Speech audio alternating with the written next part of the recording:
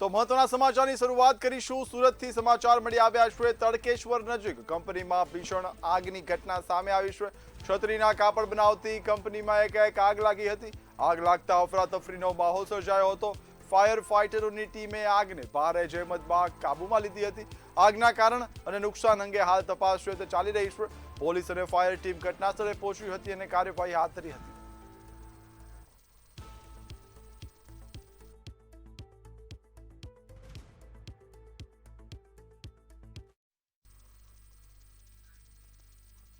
તો જામનગરથી મહત્વના સમાચારની વાત કરીએ હરિપર ગામે નકલી દૂધનું કૌભાંડનો મામલો સામે આવ્યો છે રાજકોટ રેન્જની ટીમે મોડી રાત્રે દરોડા પાડ્યા હતા 6 શખ્સો રંગે હાથ ઝડપાયા છે 7000 લીટર શંકાસ્પદ દૂધ પણ કબજે કરવામાં આવ્યું છે 120 કિલો દૂધ બનાવવાનો પાવડર મળી આવ્યો છે વનસ્પતિ તેલ સહિતનો મુદ્દામાલ હાલ કબજે કરાયો છે નકલી દૂધ કૌભાંડમાં પોલીસે ઊંડાણપૂર્વક તપાસ તેજ કરી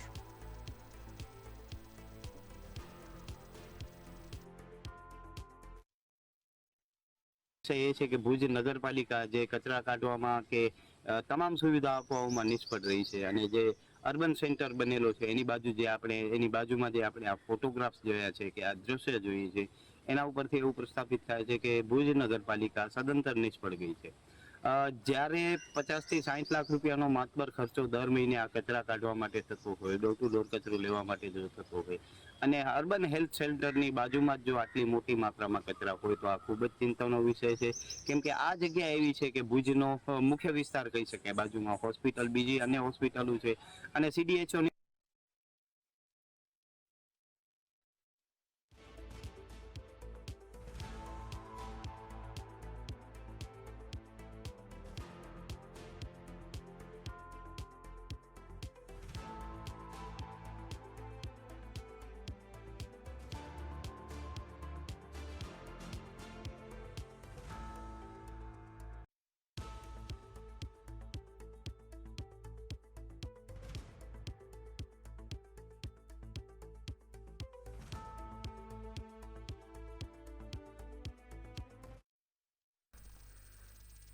રાજકોટથી મહત્વના સમાચારની વાત કરીએ રિક્ષા ચાલકોએ રેપિડોનો વિરોધ નોંધાવ્યો છે રેસકોર્સ ખાતે મોટી સંખ્યામાં રિક્ષા ચાલકો એકત્ર થયા હતા રેપિડો દ્વારા ડ્રાઈવરોના શોષણ થતા હોય તેવા આક્ષેપો સામે આવ્યા છે રિક્ષા ચાલક આગેવાનોએ વિરોધ પ્રદર્શન કર્યું છે આગામી સમયમાં વધુ સંખ્યામાં એકત્ર થવાની ચીમકી પણ ઉચ્ચારવામાં આવી છે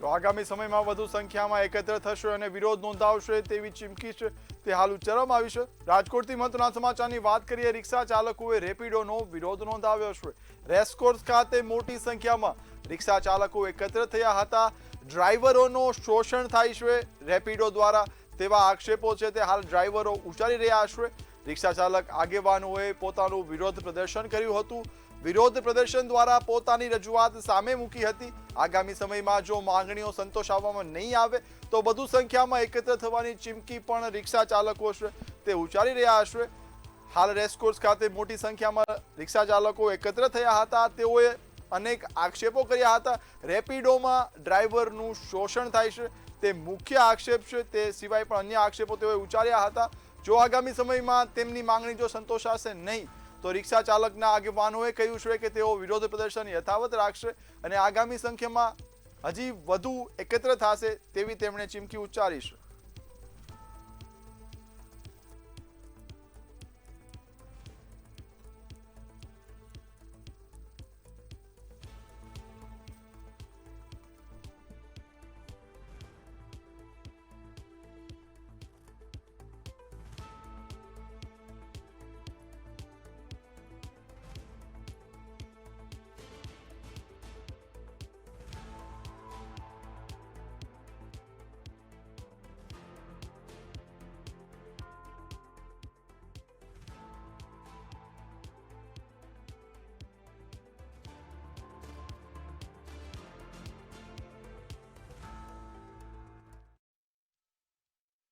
આજે રેસકોર્સ ખાતે અમે ભેગા થયા છીએ 1200 થી 1500 ઓટો ડ્રાઈવર કે જે હક માટે ભેગા થયા છીએ અને અત્યારે કાયદેસર એક રિક્ષાવાળો રોજની 200 થી 300 રૂપિયાની નુકસાની સહન કરે છે રેપિડોના કારણે.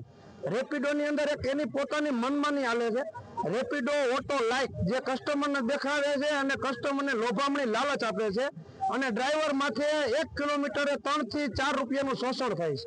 એના માટે અમે બધા ભેગા થયા છીએ અને આ રાજકોટના ઓટો ડ્રાઈવરના એકતા દર્શન છે કે રાજકોટની અંદર એક ઓટો ડ્રાઈવર એકલો નથી, બધા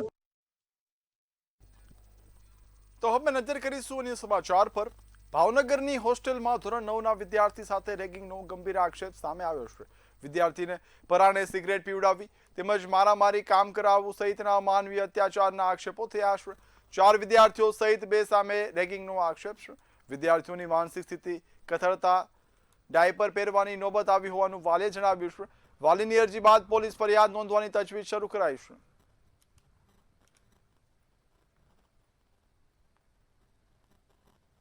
આજે મને આ વાત મળી એટલે મારું ખાસ એ કહેવાનું છે કે આ હોસ્ટેલો બંધ કરાવવી જોઈએ અને આ છોકરા જે અત્યારે આ રીતે જે કૃત્ય કર્યું છે એને રસ્ટિકેટ કરવા જોઈએ અને આ છોકરા ડૉક્ટરો બનશે તો દેશનું ભવિષ્ય શું?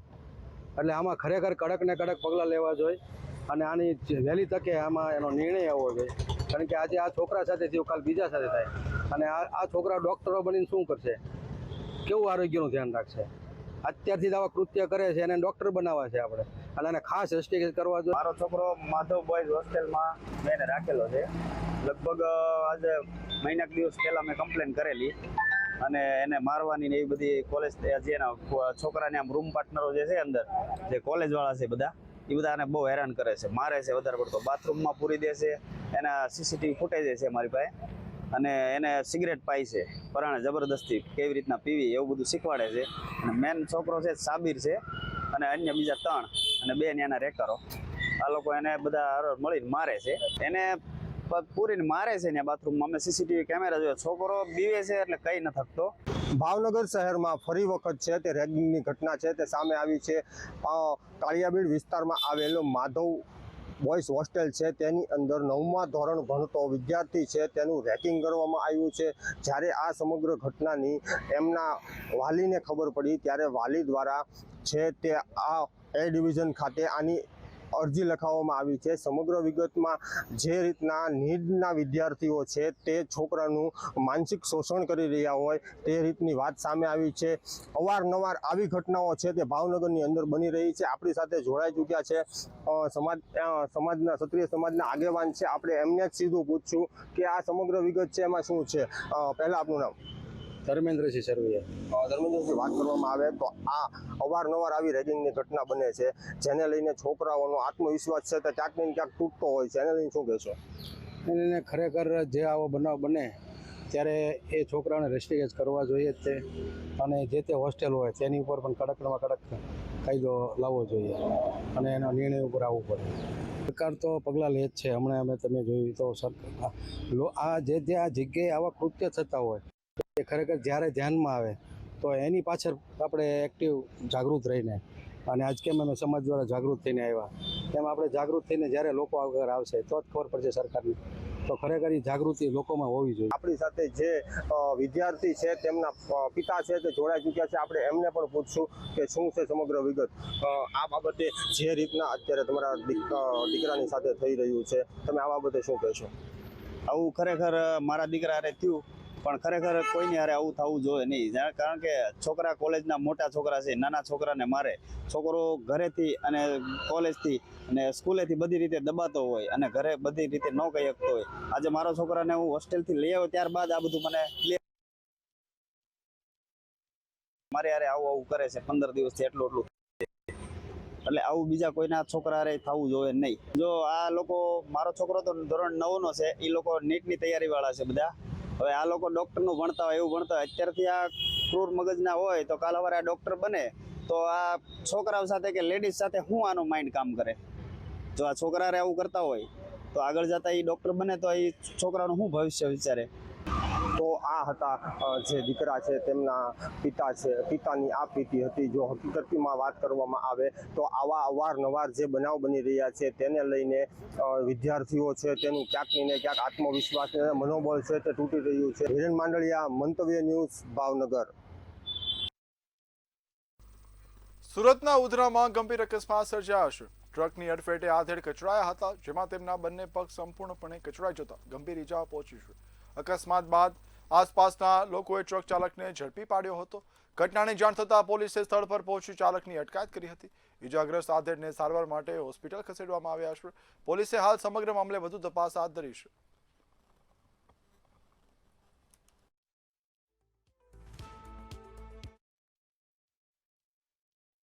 लड़का आ गया। वो लड़का पहले गाड़ी के नीचे सोया था। हम लोग एक आदमी मेरे को बोला, दूसरा गाड़ी वाला, आपके गाड़ी के नीचे बंदा सोया है। हम लोग उसको निकाल दिया बाहर। उसके बाद नो एंट्री खुला तो 2 मिनट के गाड़ी स्टार्ट किया, हम लोग जाने लगे तो फिर आके कहीं गाड़ी के नीचे सो गया। हम लोग आगे बढ़े तो पीछे से गाड़ी आया तो बोला तुम्हारी गाड़ी के नीचे बंदा आया। ये हुआ है। अच्छा, तो कौन से आगे वाले टायर में है पीछे वाले? वो पीछे वाले में सोया था यहाँ पर कहीं।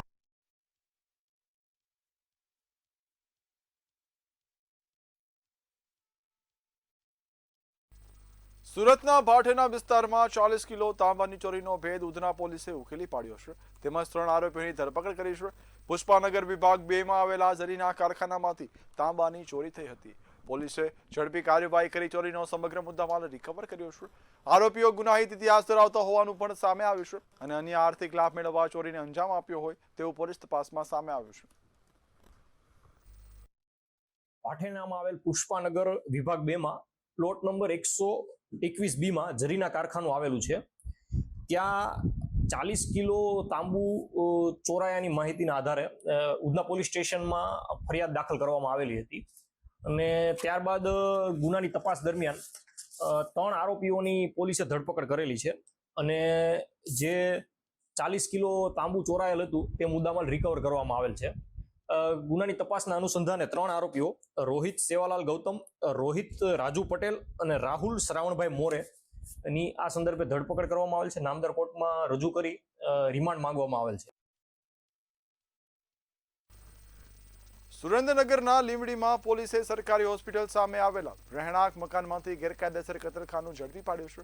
પોલીસે 5 કિલો માંસ સહિત કુલ 12,000 રૂપિયાનો મુદ્દામાલ કબજે કર્યો છે. પોલીસે ગની અહેમદ ભટ્ટીની ધરપકડ કરી કાયદેસરની કાર્યવાહી હાથ ધરી છે.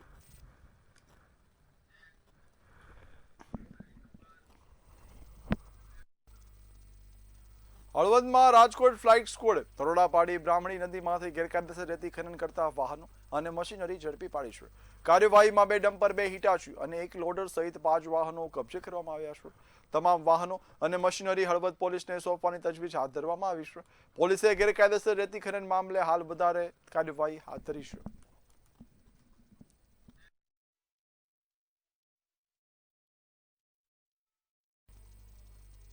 જામનગરના જામજોધપુરમાં દીપડાનો વિડીયો સોશિયલ મીડિયામાં વાયરલ થતા ગ્રામજનોમાં ભયનો માહોલ સર્જાયો છે.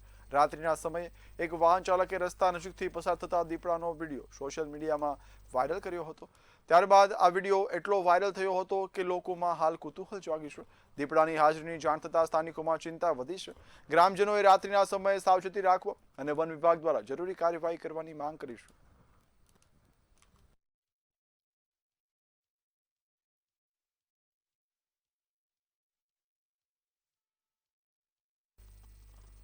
વાંકાનેર નજીક પ્રસિદ્ધ સ્વયંભૂ જડેશ્વર મહાદેવ ખાતે સૌરાષ્ટ્રના પ્રથમ લોક સંસ્કૃતિ મેળાનો પ્રારંભ થયો છે. મહંત રતિલાલજી મહારાજના હસ્તે મેળો ખુલ્લો મુકાયો હતો. શ્રાવણ માસના બીજા સોમવારે જડેશ્વર દાદાના પ્રાગટ્ય દિવસ નિમિત્તે વર્ષોથી અહીં પરંપરાગત લોકમેળો યોજાય છે. ઉદ્ઘાટન પ્રસંગે દેશભક્તિ અને લોક સાંસ્કૃતિક કાર્યક્રમો રજૂ કરાયા હતા. આવતીકાલે પ્રાગટ્ય દિવસ નિમિત્તે વાજતે ગાજતે પરંપરાગત દાદાની રવાડી નીકળશે, જેના દર્શન અને લોકમેળાની મોજ માણવા મોટી સંખ્યામાં લોકો અહીં ઉમટી પડશે. સૌરાષ્ટ્ર, ગુજરાત અને ભારતભરમાંથી જો મેળાની શરૂઆત થતી હોય તો સ્વયંભૂ શ્રી જડેશ્વર દાદાના મેળાથી થાય છે. આવતીકાલનો મેળો એટલે સ્વયંભૂ શ્રી જડેશ્વર દાદાનો પ્રાગટ્ય દિવસ. પ્રાગટ્ય દિવસના દિવસે મેળા પરિસરની અંદર દાદાની રવાડી ફરી અને 151 લીટર દૂધનો અભિષેક કરી અને દાદા નિજ મંદિરમાં બિરાજમાન થશે. સાંજે મહાઆરતી થશે, બપોરે મધ્યાહન આરતી થશે અને સવારે 4 વાગે વહેલી જે મંગળા આરતી થાય છે. આ 3 આરતી દરરોજ. જામનગરના જામજોધપુર વિસ્તારમાં રાત્રિના સમયે દીપડો દેખાતા ગ્રામજનોમાં ભયનો માહોલ સર્જાયો છે. એક વાહન ચાલકે રસ્તા પરથી પસાર થતા દીપડાનો વિડીયો પોતાના મોબાઈલમાં ઉતાર્યો હતો. ત્યારબાદ વિડીયો સોશિયલ મીડિયામાં વાયરલ થયો છે.